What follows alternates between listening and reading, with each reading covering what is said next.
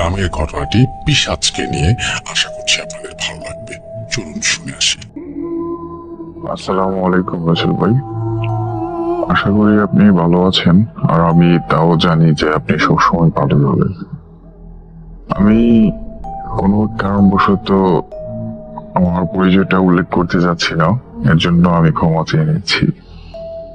আমি 2012 সাল থেকেই ভূতের গান শুনছি, যা আমাকে ভালো একটা সময় উপভোগ করার সুযোগ করে দিয়েছে।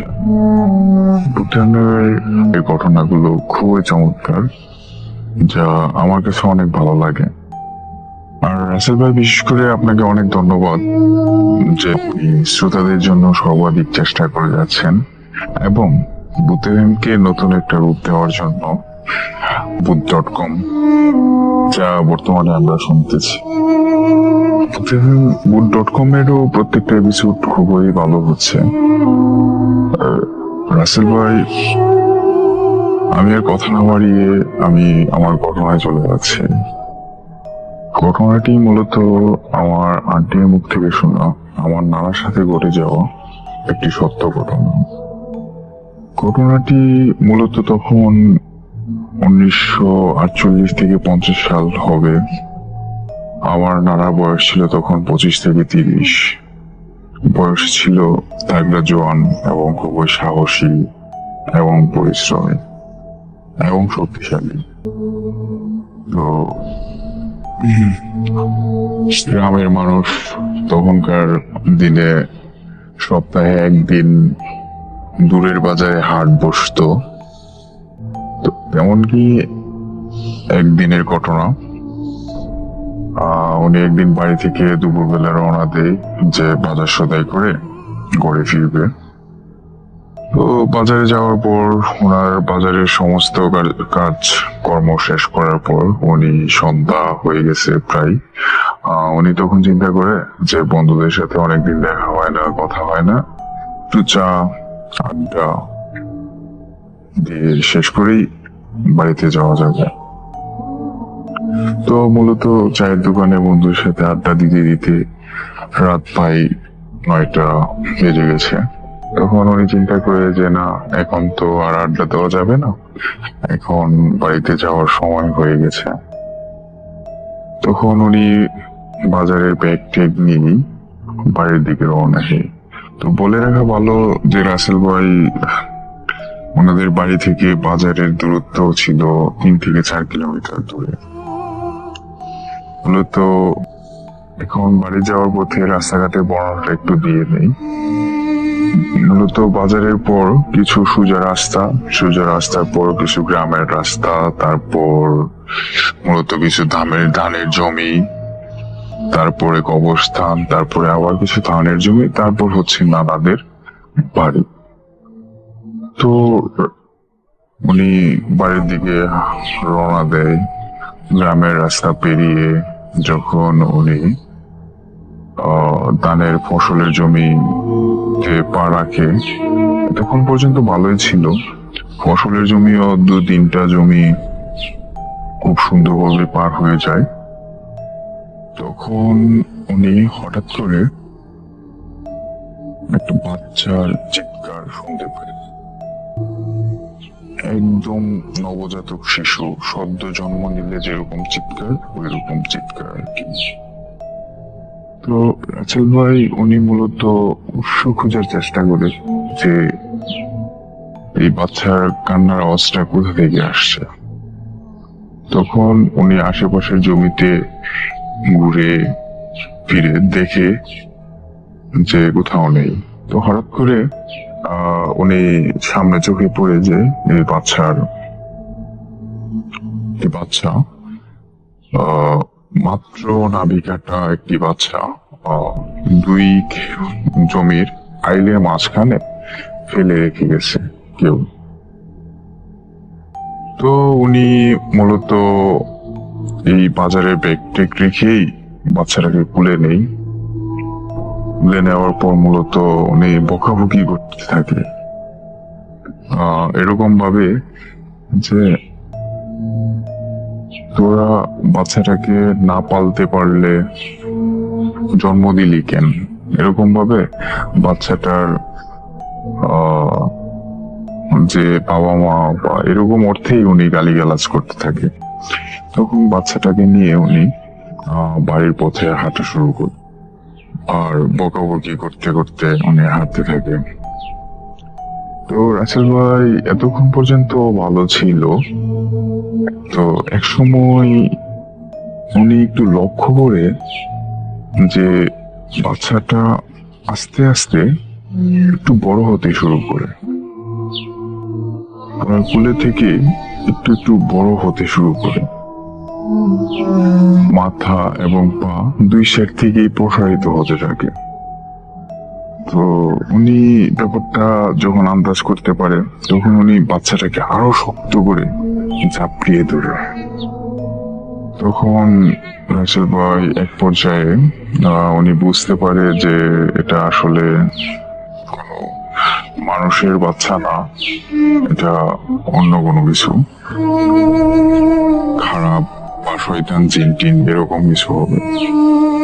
তো উনি মনে মনে চিন্তা করতে থাকে যে আজকে বাড়িতে যাই, ওকে নিয়ে যাই, এরকম বলতে থাকে আর কি জোরে জোরে, যে আজকে তোকে গরম পানি দিয়ে চোবাবো, এরকম টাইপ কিছু একটা। তখন বাচ্চাটি আরো বড় হতে থাকে। তখন বাচ্চাটির সাথে এক প্রকার দস্তাদস্তি হয়ে যায়। কিরকম? যে পা এক সাইডে মাটিতে লাগিয়ে নিছে, আবার মাথাও অপর পাশ থেকে মাটিতে, একদম টানা হেঁচড়া করতে করতেই উনি বাচ্চাটাকে নিয়ে যায় এরকম টাইপ, আর বলতে থাকে তোকে আজকে গরম পানিতে চোবাবো। তো রাসেল ভাই তখন আবার এক পর্যায়ে উনি লক্ষ্য করে যে বাচ্চাটা আবার ছোট হতে থাকে। ছোট হতে হতে এরকম একটা পর্যায়ে যায়, সুতার মতো ওনার বগলের নিচ থেকে পাখির মতো উড়ে যায়। তো মূলত উনি ছিল খুবই সাহসী, এর জন্য ওনাকে আর কিছু করতে পারে নাই, ওনার কোনো ক্ষতি করতে পারে নাই। তো রাসেল ভাই, আমি পাশাপাশি আরেকটা ঘটনাও শেয়ার করতে চাই। এই ঘটনাটি আমার নানার সাথে ঘটে যাওয়া ঘটনা। তো আমার নানার বাড়ি থেকে ধানের জমি প্রায় 3 থেকে 4 কিলোমিটার দূর হবে, ওই বাজারের পরেই। তো তখন ছিল পাকা ধানের মৌসুম, ধান কাটার সময় হয়ে এসেছে। তো একদিন উনি চিন্তা করে যে আমি মূলত দেখে আসি জমির কি অবস্থা, যেহেতু ধান পাকার সময় হয়েছে, তা বা ধান পাকতেছেও, আশেপাশের মানুষ ধান ঘরে উঠাচ্ছে, আমিও আমার জমিটা ঘুরে দেখে আসি কি অবস্থা। তো যেই কথা সেই কাজ, একদিন উনি বিকেল বেলা রওনা দেয় মূলত ধানের জমিটা দেখার উদ্দেশ্যে যে ধানের কি অবস্থা। তো উনি যায় বাজার পর্যন্ত যাওয়ার পরে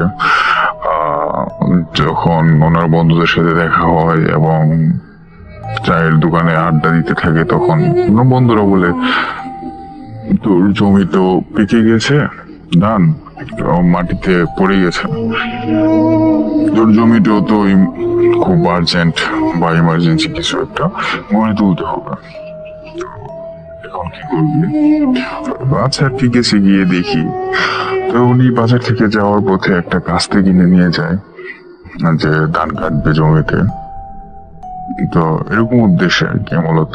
আর তখনকার মানুষ ছিল খুবই খুশি এবং তাদের চিন্তা ভাবনা ছিল অন্যরকম আর পরিশ্রমীও। তো উনি জমিতে যাওয়ার পর দেখে আশেপাশের সন্ধ্যা হয়ে গেছে প্রায়, তখন আশেপাশের অনেক মানুষই ধান কাটছে। রাতটাও ছিল পূর্ণিমার একটি রাত, চাঁদ ছিল, চাঁদের আলো খুবই সুন্দর, যা ওনার অনেক ভালো লাগতেছিল। এবং উনি দেখে যে পাকা জমিতে ধান একবারে শুয়ে গেছে, তখন উনি ধান কাটা শুরু করলো, যে যতটুকু পারি আজকে নিয়ে যাই, কালকে লোকজন নিয়ে এসে ধান কেটে পরে বাড়িতে একটা পারে নিয়ে যাবো। এরকম চিন্তা করে উনি ধান কাটা শুরু করলো। ধান কাটতে কাটতে দেখে যে আশেপাশের মানুষ সব ধান কাটতেছে, আমিও কাটি, এরকম চিন্তা করেই ওনার কাজ শুরু করা। তো ধান কাটতে কাটতে দেখে যে রাত প্রায় 10টা বেজে গেছে। অনেক ধান কাটা হয়ে গেছে এই সময়। তো উনি চিন্তা করতেছে যে বাড়িতে যেহেতু যেতেই হবে, একটি ধানের বোঝা নিয়েই যাই। তখন ওনার সহকর্মী যারা ছিল বা পাশের ক্ষেতে যারা কাজ করছিল তাদেরকে ডাক দিল যে উনি ধানের আটিটা যেন ওনার মাথায় তুলে দেয়, একটু হেল্প করে। তো ওনার আশেপাশের লোকজন এই আটিটা, অনেক বড় এই আটি ছিল, প্রায় অনেক ওজন ছিল।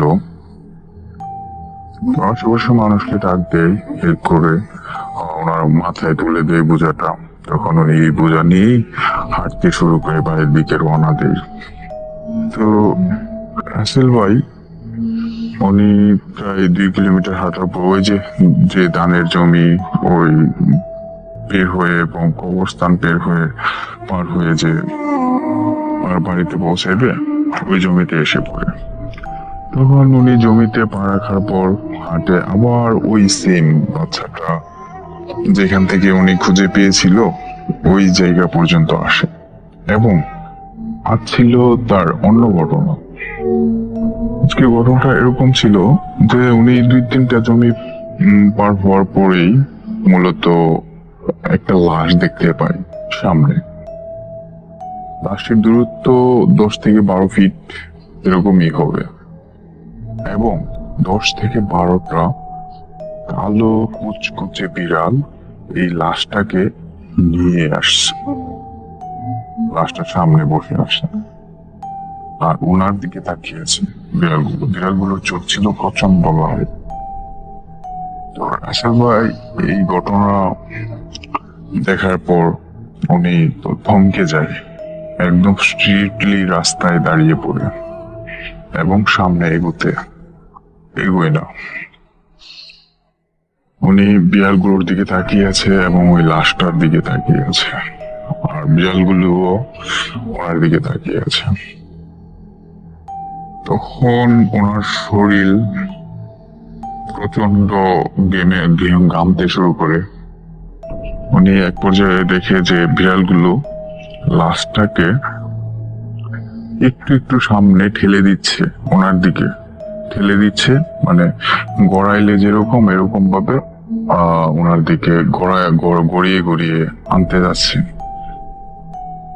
আর উনিও একটু একটু করে পিছু হাঁটছে, সামনের দিকে তাকিয়ে পা একটু একটু করে পিছনে নিচ্ছে। বিড়ালটা যেভাবে লাশটাকে গড়িয়ে নিচ্ছে, উনিও সেম দূরত্বটুকু বজায় রাখার জন্য উনিও পিছিয়ে ছিল। তো পূর্ব অভিজ্ঞতার মানুষ এবং অনেক সাহসী লোক এইসব কিছু দেখে অভ্যস্ত, তাই এই ঘটনা ছিল ওনার কাছে অন্যরকম একটি ঘটনা, যা খুবই ভয়ঙ্কর। উনি বিশ্বাস করতে পারছিল না। তো তারপরে উনি অনেকটা মনের মধ্যে সাহস জুগিয়ে রাখছিল। তো যাই হোক, বিড়ালগুলো তখন ওনার দিকে লাশটা গড়িয়ে দেয় এবং লাশ থেকে কাপড়ের টুকরো, 10 থেকে 12টা বিড়ালি লাশটির কাপড় কামড়ে ধরে টান দিয়ে ছিঁড়তে থাকে।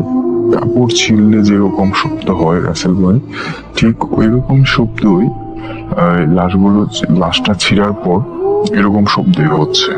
এবং তারা লাশের এক প্রান্ত কাপড় ছিঁড়ে অপর প্রান্ত যাওয়ার শেষ করার পর বিড়ালগুলো প্রত্যেকটা বিড়ালই একটা হাঁচি দিচ্ছে। তো এরকম উদ্ভট পরিস্থিতির জন্য উনি কখনোই প্রস্তুত ছিল না। উনি তাকিয়ে এই দৃশ্য দেখতেছে এবং দোয়া দরদ পড়তেছে, এবং আসলে উনি এটাও দেখার চেষ্টা করতেছে যে বিড়ালগুলো লাশটা ছিঁড়ার পর লাশটার ভিতরের অংশ দেখা যায় কিনা। কিন্তু রাসেল ভাই আশ্চর্যজনক ভাবে লাশটার কাপড় ছিঁড়ার পর যেরকম থাকে লাশ ভিতরে এরকম না, আর সাদাই, ভিতরে সবই সাদা। কিন্তু ওনার দিকে এভাবেই গড়িয়ে গড়িয়ে এগিয়ে আছে, আর উনি একটু একটু করে পিছু পারছেন। তখন রাসেল ভাই যখন উনি শরীরের শক্তি, এত বড় ধানের বোঝা মাথায় আর ধরে রাখতে পারছে না, তখন আর পিছু হাঁটতে পারতেছে না, তখন আসলে উনি চোখ বন্ধ করে অনেক দোয়া দরুদ পড়তে থাকে এবং দেখে যে এটা কোনোভাবেই সামনে থেকে সরে যাচ্ছে না। তখন উনি চিন্তা করে যে আমার এখানে আর সামনে আর যেতেই পারবো না, কোনোভাবেই আর এগোতে পারছি না। তখন উনি চোখ বন্ধ করে ধানের বোঝা সামনে ওদের উপর মেরে মানে ফেলে উনি পিছনে এক দৌড় দেয়। উনি দৌড়াতে দৌড়াতে এক বাড়িতে গিয়ে উঠে বাড়ির বারান্দায় গিয়ে হুমড়িয়ে পড়ে আর কি। তখন ওই বাড়ির মালিককে ডাকতে থাকে। ওনার গলার স্বর ছিল ভাঙা এবং আওয়াজ ঠিক মতো আসছিল না। ওই শব্দ শোনার পর এবং হুমড়ে খাওয়ার শব্দ শোনার পর ওই বাড়ির মালিক দেখে নানাকে দেখে অজ্ঞান অবস্থায় বারান্দায় পড়ে রয়েছে। তখন মূলত ওনার জ্ঞান ছিল না এবং ওনাকে বাসার মধ্যে গ্রামে তাদের মধ্যে পারস্পরিক বন্ধন ছিল খুবই ভালো এবং বাসার মধ্যে ঠাঁই দেওয়ার পরবর্তীতে ওনাকে যখন ওনার জ্ঞান ফিরে সকাল 10টা কিংবা 11টার পরে ওনার বাড়ির লোকজনকে খবর দেয়। ওনারা আসে, দেখে এবং জিজ্ঞাসা করে যে রাত্রির ঘটনা বা রাত্রি কি হয়েছিল। তখন উনি সমস্ত ঘটনা খুলে বলার পর ওনাকে বাড়িতে নেওয়া হয়। বাড়িতে নেওয়ার পর ওনার দুধ এবং গরম পানি, বড়ই পাতা এরকম টাইপ কিছু দিয়ে ওনাকে গোসল করাইতে বলে কবিরাজ। তো আসল ভাই সেই কথা অনুযায়ী শরীর ওনার গোসল করানোর সময় দেখে যে ওনার শরীর থেকে পিচ্ছিল এক ধরনের পদার্থ বের হচ্ছে। যতই ওনার শরীরে বসা হচ্ছে ততই এরকম হচ্ছে। তো কবিরাজ বলছে যতক্ষণ পর্যন্ত এগুলি শরীর থেকে না সরে ততক্ষণ পর্যন্তই মানে শরীর মাজার জন্য, কারণ ওই বিয়াগুলো হাঁচির সাথে নাকি এটার জড়িত। প্রত্যেকটা হাঁচি নাকি ওনার শরীরে এসে পড়েছে এরকম টাইপ। তো আসল ভাই এই অবস্থা শেষ হওয়ার পর নানা প্রায় অনেকদিনই অসুস্থ ছিল। তারপর আল্লাহর রহমতে উনি সুস্থ হন। তো রাসেল ভাই এই ছিল আমার ঘটনা। জানি না কেমন লেগেছে এবং ঠিক মতন গুছায় বলতে পারি নাই, এর জন্য আসলে দুঃখিত। রাসেল ভাই এরকম আরো অনেক ঘটনাই আমার জানা আছে যা আমাদের আত্মীয় স্বজনদের সাথে ঘটে যাওয়া ঘটনা। রাসেল ভাই আপনি ভালো থাকবেন, সুস্থ থাকবেন এবং দোয়া করি good.com এগিয়ে যায়। আসসালামু আলাইকুম। Good.com. Fear returns with Russell.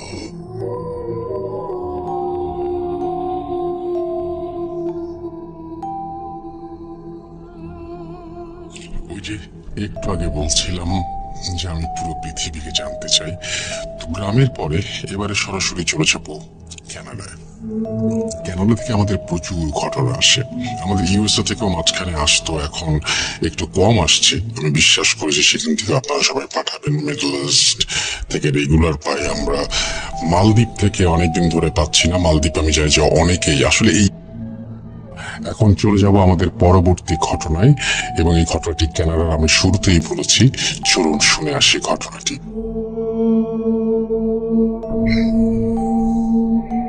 Assalamu alaikum, Russell Bhaiya and all the listeners of Bhoot.com. আমি জানি রাসেল ভাই আপনি অলওয়েজ ভালোর দলে থাকেন, তাই জিজ্ঞেস করব না আপনি কেমন আছেন। আলহামদুলিল্লাহ আমরাও ভালো আছি। আমার নাম নাবিলা তাসিন এবং আমি কানাডাতে থাকি।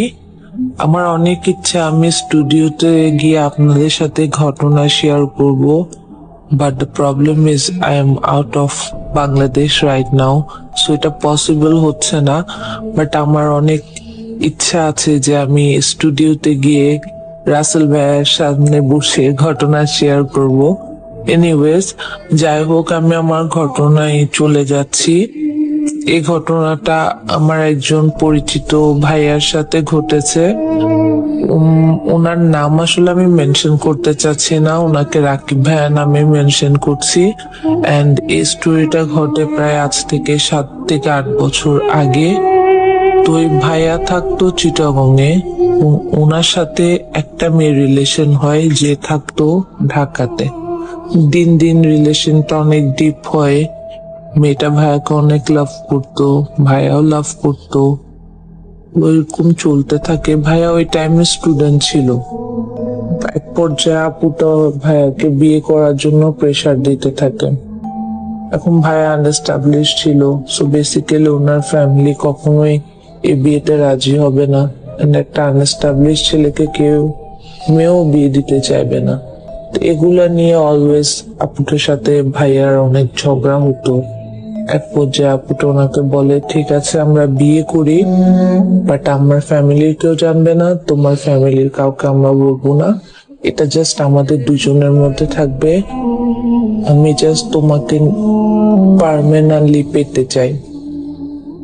যাই হোক, অনেক অনেক ঝগড়া হয় ওদের দুজনের মধ্যে। অনেক দিন এটা নিয়ে কথা কাটাকাটি হয়। ভাইয়া টোটালি রেডি ছিল না বিয়ে করতে। এক পর্যায়ে আপুটার প্রেশারের পর উনি রাজি হয় বিয়ে করার জন্য। তো ওরা কোর্ট ম্যারেজ করে রাখে। কোর্ট ম্যারেজ করে রাখার পরে আপুটার আব্বা ছিল অনেক বেশি রাগী। উনি আই থিঙ্ক আর্মির মেজর বা সামথিং কিছু একটা ছিল, অনেক রাগী ছিল। তো তারপর কোনোভাবে উনি জানতে পারে যে ওনার মেয়ের একটা ছেলের সাথে রিলেশন, বাট উনি বিয়ের ব্যাপারে কিছু জানতো না, ওই আপুটার বাবা বা ফ্যামিলি। তো উনি ওই আপুটাকে ফোর্স করতে থাকে যে হ্যাঁ ঠিক আছে, তুই যার সাথে রিলেশন করছিস তার সাথে তুই ব্রেকআপ কর, আমাদের সাথে ওই ওই ছেলের যাবে না। সেকেন্ড কথা হচ্ছে, ওই ভাইয়ার আর্থিক অবস্থা বা ফ্যামিলির আর্থিক অবস্থা খুব বেশি ভালো ছিল না ওই আপুর তুলনায়, ওই আপুর ফ্যামিলির তুলনায়। যাই হোক, ওনার ফ্যামিলি থেকে আপুটাকে অনেক প্রেশার দিতে থাকে যে রিলেশন ব্রেক করার জন্য। অনেক মেন্টাল টর্চার হতে থাকে। এক পর্যায়ে আপুটা সত্যি কথা বলেই দেয় ওনার বাবাকে যে হ্যাঁ উনি অলরেডি বিয়ে করে ফেলেছে। তো এটা শোনার পর তো আরো আরো অনেক বেশি রেগে যায় ওনার বাবা। ফ্যামিলিতে প্রবলেম গুলো অনেক বেশি বেড়ে যায়। তো ওই আপুর বাবা, ওই যে রাকিব ভাইয়া, ওনাকে ফোন দিয়ে অনেক রকমের ট্রেড দিত যে হ্যাঁ আমার হাতে অনেক পাওয়ার, তুমি আমার মেয়ের লাইফ থেকে চলে যাও, না হলে আমি তোমার ফ্যামিলিতে অনেক প্রবলেম ক্রিয়েট করব, তোমার ফ্যামিলিকে মানে বিভিন্ন ধরনের ট্রেড দিতে থাকে। তো এদিক থেকে আপুটা অনেক অনেক যোগাযোগ করার ট্রাই করতো ওই ভাইয়ের সাথে, বাট কোনোভাবে করতে পারতো না। যাই হোক, কোনো না কোনো ভাবে ওনার কোনো ফ্রেন্ডের মাধ্যমে উনি ভাইকে ফোন দেয়। ফোন দিয়ে বলে যে হ্যাঁ আমি তোমার কাছে চলে যেতে চাই, আমার এখানে থাকাটা খুব ইম্পসিবল হয়ে যাচ্ছে, আমাকে খুবই টর্চার করা হচ্ছে। আসলে এই ব্যাকগ্রাউন্ড স্টোরিটা বলার রিজন হচ্ছে আমি জাস্ট বুঝাতে চাচ্ছি যে আপুটা কি পরিমাণ মেন্টাল প্রেসারে ছিল। তো যেহেতু ভাইয়াটাকে ওনার ওই আপুর বাবা ফোন দিয়ে ট্রেড দিয়েছিল, উনি অনেক ভয় পেয়ে যায় এবং উনি বলে যে ঠিক আছে, আমাদের মধ্যে যা হয়েছে তুমি ডিভোর্স করে দাও, আমরা কোনো কন্টাক্ট রাখবো না। তা আপুটা অনেক কান্না করে বলে যে কি বলো, তোমার সাথে আমি বিয়ে করেছি, কিভাবে পসিবল, আমরা এখন লিগালি হাজবেন্ড ওয়াইফ। বাট ভাইয়াটা যখন ট্রেডটা মানে ওনার উপর, ওনার ফ্যামিলির উপর আসে, উনি অনেক ভয় পেয়ে যায় ওই আপুর বাবার পক্ষ থেকে। সো উনি বলে দেয় যে না ঠিক আছে, আমার পক্ষে পসিবল না, আমি শুধু আমার নিজের জন্য আমার ফ্যামিলিকে সাফার করতে দিতে পারবো না। তো এটা ছিল লাস্ট কথা ওই আপুর সাথে ভাইয়ার। আপুটা জাস্ট এটাই বলে যে তুমি আমাকে এভাবে কষ্ট দিলা, তোমার জন্য আমি সবকিছু ত্যাগ করে দিলাম, কিন্তু তুমি সেটা মূল্যায়ন করতে পারো নাই, তুমি লাইফে কোনোদিন হ্যাপি হতে পারবে না। That's it. এরপর ভাইয়াটার সাথে আর আপুটার কোনো কন্টাক্ট হয় নাই।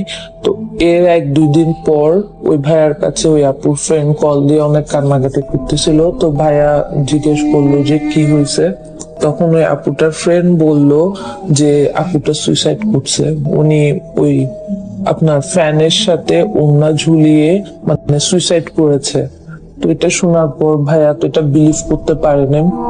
উনি টোটালি ট্রাস্ট করতেছিল না। উনি বললো না এটা পসিবল না। তখন ওনার ফ্রেন্ড বললো যে হ্যাঁ তোমার জন্যই ও মারা গেছে। তো রাকিব ভাই বললো আমার জন্য কিভাবে? তো বললো যে ও ফ্যামিলি থেকে অনেক বেশি প্রেসারে ছিল, অনেক কষ্টে ছিল, স্টিল ও সবকিছু ছেড়ে তোমার কাছে যাওয়ার জন্য রাজি ছিল, কিন্তু তুমি যখন ওকে একসেপ্ট করে নাও নাই তখন ওর কাছে অন্য কোনো ওয়ে ছিল না।